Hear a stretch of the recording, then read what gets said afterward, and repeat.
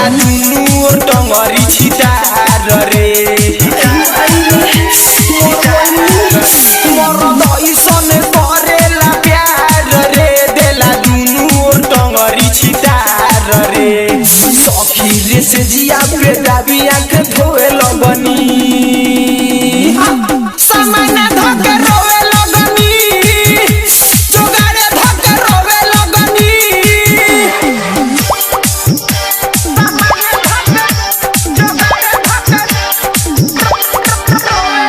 चांदनी digital recording studio Ramnagar.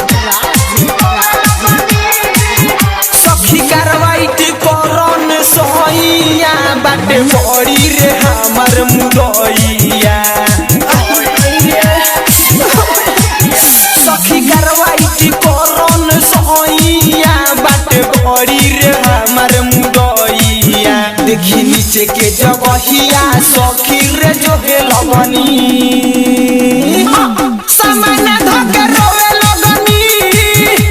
जोगाड़े धके रोवे लगनी सखी मरद मोरे रात में लेवे बोलाई मीठी बात में ओही जगहिया पे मरले तटवे लगनी सामने धके रोवे लगनी जोगाड़े धके रोवे लगनी ऐसन खराब पूछ देले सखी रे सोवे लगनी सामने धके रोवे लगनी जोगाड़े धके रोवे लगनी चांदनी डिजिटल रिकॉर्डिंग स्टूडियो रामनगर।